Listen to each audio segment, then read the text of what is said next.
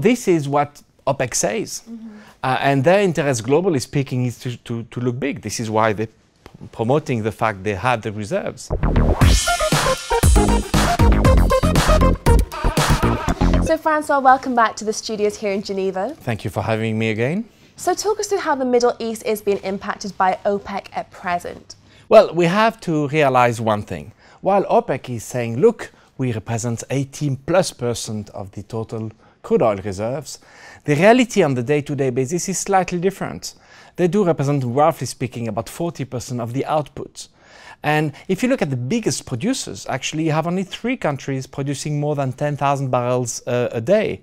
And that will be Russia, USA, and Saudi Arabia. Out of the 3, only 1 is OPEC. And if you look at the number 4, which is only producing 4,000 barrels, it is China. So OPEC is not so powerful on the market anymore. So that is the reality, and they have to face that reality.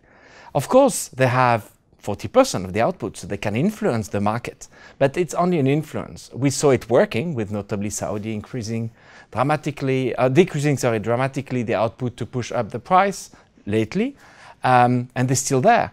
But they do not control the market anymore.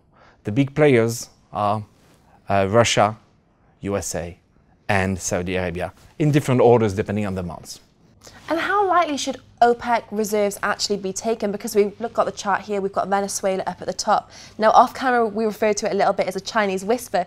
Is that the case, that OPEC reserves actually aren't that influential? We don't exactly know what those reserves are. You know, some countries have an interest to push them up. Some countries say no, it's, you know, they're kind of hiding some of it. We don't really know.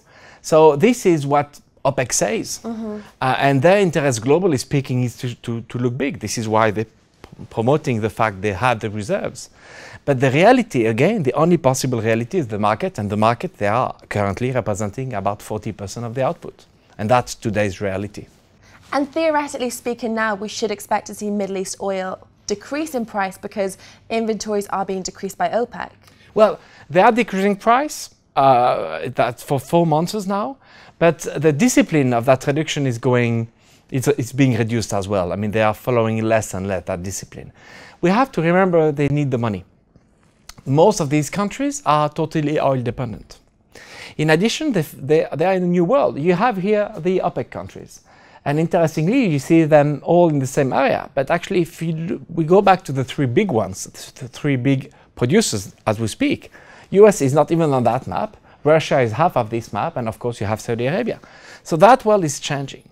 In addition, the big consumers are in the northern hemisphere, and this is summer here, so we are not consuming so much these days. So I get the inventory is less relevant these days, and we see the price is relatively, I mean, it's fluctuating, but it's roughly speaking $50 a barrel.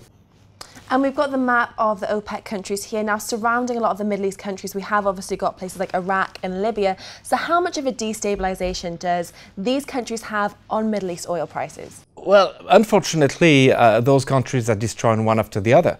And of course, Iraq is a good example. Now Syria, and then now we have Yemen being bombed day after day, although it's less in the news, Yemen being not such a big producer. So it's a bit of an issue, but on the other side, we somewhat used to it. So it's quite terrible to say, but I don't think the price is so much affected by these crises, because in the mind of the people, Middle East means crisis. Is that true or not? Probably it's not. But it's what it is for now, too long, and we have those wars one after the other.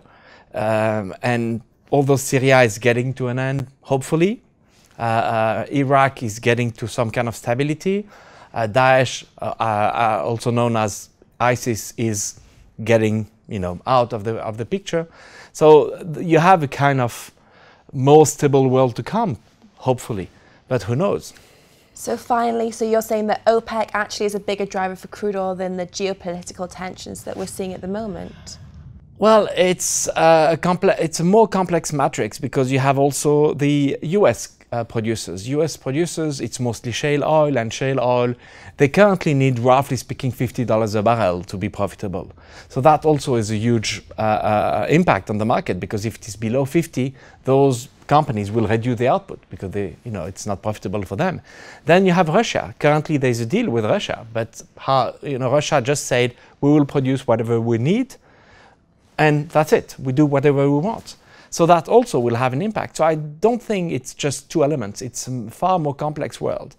What we can say is, it seems, given the market price again, that the different stakeholders are relatively happy with the current price of $50. And so that we'll see what the future is. Absolutely. Well, thank you once again for coming in and sharing your insights with us. Thank you for having me again. You're very welcome. Well, that's all from us here in the Geneva studios, but we want to hear how you found this interview, so please do like and comment on dugoscopy.tv.